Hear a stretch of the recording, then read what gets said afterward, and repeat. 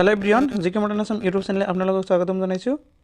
আগন্তুক অসমত হ'বলগীয়া ADRE গ্ৰেড 3 এণ্ড গ্ৰেড 4 লগতে অসম পুলিচৰ বাবে অসমীয়া ভাষা সাহিত্য অৰ্থাৎ আছাম লিটাৰেচাৰৰ পৰা কিছুমান গুৰুত্বপূৰ্ণ MCQ প্ৰশ্ন উত্তৰ আগবঢ়াইছোঁ। প্ৰশ্নবোৰ খুবেই গুৰুত্বপূৰ্ণ। যদি ভিডিঅ'টো আপোনালোকৰ ওচৰত ভাল লাগিছে তেনেহ'লে এটা লাইক কৰিব আৰু লগতে চেনেলটো ছাবস্ক্ৰাইব কৰিবলৈ পাহৰি নাযায় যেন। আহক আমি এতিয়া মেইন ভিডিঅ'লৈ যাওঁ ব'লা। তো আজিৰ প্ৰথমটো প্ৰশ্ন হ'ল, প্ৰথম অসমীয়া গল্প সংকলন সুৰবীৰ ৰচক কোন? চাব, ইয়াত 4টা অপশ্যন দিয়া আছে। কটো আছে হেমচন্দ্ৰ গোস্বামী, খ লক্ষ্মীনাথ বেজবৰুৱা, গ নম্বৰ যতীন্দ্ৰনাথ দুৱৰা, ঘ আছে প্ৰফুল্ল চন্দ্ৰ বৰুৱা আৰু উক্ত 4টা অপশ্যনৰ ভিতৰত সঠিক উত্তৰটো হ'ব অপশ্যন নম্বৰ খ লক্ষ্মীনাথ বেজবৰুৱা। 2 নম্বৰ প্ৰশ্নত কৈছে, কম্পিউটাৰত লিখা প্ৰথম অসমীয়া কিতাপখনৰ নাম কি?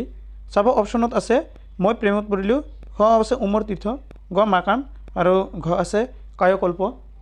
আৰু এই 4টা অপশ্যনৰ ভিতৰত সঠিক উত্তৰটো হ'ব অপশ্যন নম্বৰ ক মই প্ৰেমত পৰিলোঁ। তাৰপিছত 3 নম্বৰ প্ৰশ্ন হ'ল, লক্ষ্মীনাথ বেজবৰুৱাৰ আত্মজীৱনীখনৰ নাম কি? আপোনালোকে সকলোৱে জানে নিশ্চয়, একেবাৰে সহজ প্ৰশ্ন। আৰু এনেকুৱা ধৰণৰ প্ৰশ্ন মানে যিকোনো ধৰণৰ কম্পিটিটিভ এক্সামসমূহত সচৰাচৰ আহি থাকে। আৰু ইয়াৰ সঠিক উত্তৰটো হ'ব অপশ্যন নম্বৰ গ মোৰ জীৱন সোঁৱৰণ। তাৰপিছৰ প্ৰশ্নটো হ'ল, প্ৰথম শিশু উপন্যাসখনৰ নাম কি? ক আছে দীনবন্ধু, খ আছে পাতালপুৰী, গ ল'ৰাবন্ধু আৰু ঘ আছে দানৱ। আৰু ইয়াৰ সঠিক উত্তৰটো হ'ব অপশ্যন নম্বৰ খ পাতালপুৰী। 5 নম্বৰ প্ৰশ্নত কৈছে, বিদেশী কাব্যৰ পৰা প্ৰথম পূৰ্ণাংগ অসমীয়াত অনুবাদ কৰা গ্ৰন্থখনৰ নাম কি? ক আছে ভ্ৰমৰংগ, খ হেমলেট, গ অমৰ তীৰ্থ, ঘ আছে লাইমলাইট আৰু উত্তৰটো হ'ব অপশ্যন গ উমৰ তীৰ্থ। 6 নম্বৰ প্ৰশ্নত আছে, জনজাতীয় জীৱনৰ ভিত্তিত ৰচিত প্ৰথম অসমীয়া উপন্যাস কি? ক নিৰ্মল ভকত, খ মিৰি জীয়ৰী, গ পায়েং, ঘ আছে বনফুল আৰু উত্তৰটো হ'ব অপশ্যন নম্বৰ খ মিৰি জীয়ৰী। 7 নম্বৰ প্ৰশ্ন, অৰুণোদয়ৰ সম্পাদক মানে প্ৰথম কোন আছিল? ক আছে কনক শৰ্মা, খ দীননাথ বেজবৰুৱা, ঘ আনন্দৰাম বৰুৱা, ঘ নম্বৰ আছে ডাক্তৰ নাথান ব্ৰাউন। উত্তৰটো হ'ব অপশ্যন নম্বৰ গ আনন্দৰাম বৰুৱা। 8 নম্বৰ প্ৰশ্ন, প্ৰথম অসমীয়া সামাজিক নাটকখনৰ নাম কি? ক আছে ল'ৰাবন্ধু, খ অসীমত যাৰ হেৰাল, গ ৰামনৱমী, ঘ আছে অহংকাৰ আৰু ইয়াৰ উত্তৰটো হ'ব অপশ্যন নম্বৰ গ ৰামনৱমী।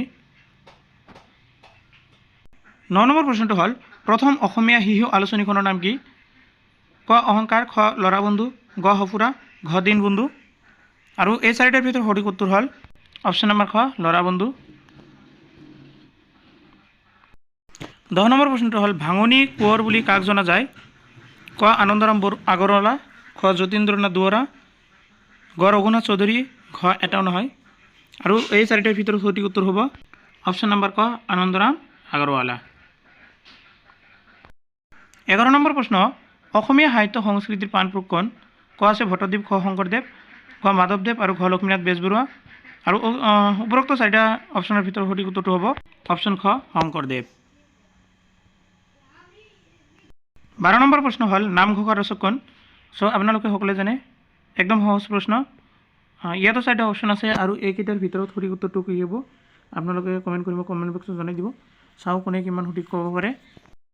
13 নম্বৰ প্ৰশ্ন, মহাভাৰতৰ অসমীয়া ভাঙনি কোনে কৰিছিল?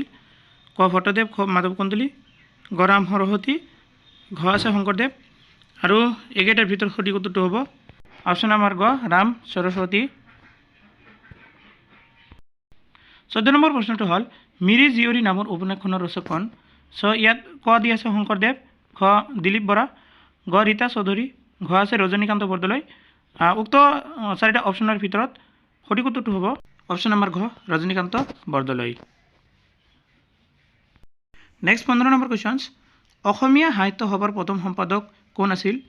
তো ইয়াতো 4টা অপশ্যন আছে, চাওক পদ্মনাথ গোহাঁই বৰুৱা, ক নম্বৰটো, খ আছে পৰমানন্দ ৰাজবংশী, খ শৰৎচন্দ্ৰ গোস্বামী, ঘ নম্বৰ প্ৰমোদ বৰা আৰু অপশ্যন নম্বৰ গ শৰৎচন্দ্ৰ গোস্বামী। 16 নম্বৰ প্ৰশ্নত আছে, জোনাকীৰ প্ৰথম সম্পাদক কোন আছিল? ক লক্ষ্মীনাথ বেজবৰুৱা, খ ৰমাকান্ত দেউৰী, গ চন্দ্ৰকুমাৰ আগৰৱালা, ঘ হৰিগোবিন্দ শৰ্মা। উত্তৰটো হ'ব অপশ্যন নম্বৰ ক চন্দ্ৰকুমাৰ আগৰৱালা। 17 নম্বৰ প্ৰশ্নত কৈছে সাহিত্য অকাডেমি পুৰস্কাৰ পোৱা প্ৰথম অসমীয়া কবিতা পুথি ঢেছ মানে সাহিত্য অকাডেমি পোৱা প্ৰথম পুৰস্কাৰ পোৱা প্ৰথম অসমীয়া কবিতাখনৰ নাম কি কোৱা আছে বনফুল খ প্ৰতিমা গ মৃত্যুঞ্জয় ঘ কেতেকী আৰু উত্তৰটো হ'ব অপশ্যন নম্বৰ ক বনফুল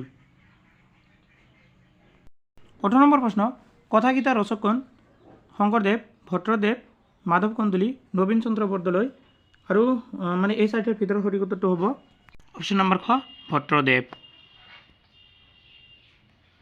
19 নম্বৰ প্ৰশ্ন প্ৰথম আধুনিক যুগৰ উপন্যাসখনৰ নাম কি ক আছে ভানুমতী খ এৰাবাটৰ সুৰ গ মাকাম ঘ মেৰেং আৰু এই চাৰিটাৰ ভিতৰত সঠিক উত্তৰ হ'ব অপশ্যন নম্বৰ ক ভানুমতী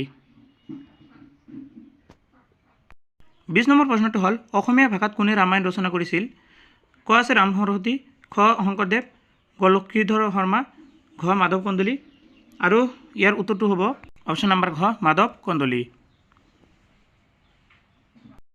21 নম্বৰ প্ৰশ্ন হস্তি বিদ্যানৱ গ্ৰন্থ ৰচক কোন ক লক্ষ্মীধৰ শৰ্মা খ ৰাম সৰস্বতী ঘ অনন্ত কন্দলী ঘ আছে সুকুমাৰ বৰাকাইত আৰু ইয়াৰ উত্তৰটো হ'ব অপশ্যন নম্বৰ ঘ সুকুমাৰ বৰাকাইত 22 নম্বৰ প্ৰশ্ন শংকৰদেৱৰ প্ৰথম কাব্য গ্ৰন্থখনৰ নাম কি ক আছে জন্ম ৰহস্য খ পত্নী প্ৰসাদ ঘ হৰিচন্দ্ৰ উপাখ্যান ঘ আছে ৰামনৱমী আৰু এইকেইটাৰ ভিতৰত সঠিক উত্তৰ হ'ব অপশ্যন নম্বৰ ঘ হৰিচন্দ্ৰ উপাখ্যান 23 নম্বৰ প্ৰশ্ন প্ৰথম অসমীয়া মহিলা আলোচনীখনৰ নাম কি ক আছে নন্দিনী খ ঘৰ জেউতী গ বৰ্ণালী ঘ আছে ল'ৰা বন্ধু আৰু এইকেইটাৰ ভিতৰত সঠিক উত্তৰ হ'ব অপশ্যন নম্বৰ খ ঘৰ জেউতী